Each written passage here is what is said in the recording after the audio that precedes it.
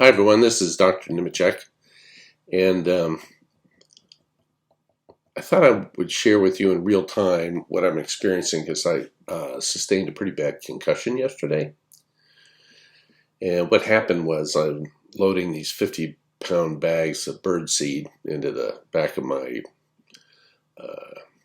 Expedition that has a hatch that comes up. Now this Expedition has this thing where you can move your foot and automatically open or close the hatch. It's never really worked well. Anyhow, I'm throwing these things in, and as I'm throwing the third one in, the hatch comes down, and I, hit my head against that thing, and I collapsed across this cart that had the other bags on there. I don't think I was unconscious. I was out of it there for a sec. Some nice young man came over and was trying to help Gene and I. And so anyhow, I've got a pretty bad contusion on my scalp over here. I couldn't sleep well every time I'd lay over, and got some symptoms. Now, most of the symptoms people complain of after a concussion come out of the autonomic nervous system. And basically the sympathetic branch, which is primarily responsible for driving blood pressure into your head, doesn't work right. And so you have low blood pressure in the brain from this. And so here, like if my brain blood pressure is 140/80 over 80 and my pulse is 80, and then when I'm upright after an injury, I can't generate enough pressure in the brain.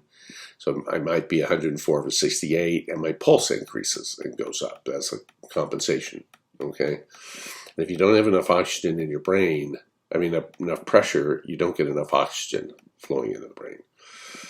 Now, you can have a compensatory, so this is called sympathetic withdrawal. You can have a compensatory increase of other parts of the sympathetic network, the release of norepinephrine, which drives blood pressure to your head, and that can make people aggressive, anxious, irritable, so forth. So this is basically me today, and I'm sure some people say, "What are you even doing at work?" Well, I got a couple people who flew here today from across the United States. I got nobody to back me up. So fortunately, they're here in the morning, and we're going to see how I do. Now, the symptoms you can have, so this low pressure is called cerebral hypoperfusion. So you have some focus issues. I'm feeling that a little bit. Salt, carbs, I'm definitely feeling that. Feel a little irritable, anxious, and focus. I don't think I said that.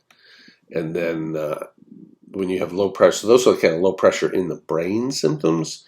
You can have low pressure then outside the skull, in the scalp muscles and in the neck. So right now my neck's not too bad, but yesterday it was horrible. I couldn't sit up more than 20 minutes, and I had to lay back down. And I kind of have a headache problem, but you can also get, I don't have it here, the nerves that come out from the spine, if they get low pressure, it's called cerebral ischemia. So on this side, basically my scalp is numb from those nerves. Now I got hit over here, the nerves didn't get damaged, but it's just from the low pressure. So not worrisome symptoms, but it's basically what somebody should have. Now, this is what's supposed to happen. Okay. If you are able to recover normally, and I would say if you have levels of inflammation, you will recover normally from a concussion. Now, a concussion is you damage neurons, you have symptoms more in a day, and there's no bleeding in the brain. Okay, so that's me. If you have inflammation, you get an injury, but you don't fully recover. So I'm on the protocol. I had my round of rifaximin was about 2 months ago. I take my high-dose DHA fish oil. We've got the Nemechek silver. And the DHA is important because that's the primary omega-3 that penetrates your brain. I do routinely 1 or 2 hours of VNS a day, and I get tons and tons of olive oil. So I'm pretty much low inflammatory state, and I'm very confident I'm going to fully recover. But if you don't, you get injured and you think you're better, but you just don't recover all the way. So I'm pretty much right here right now. Okay.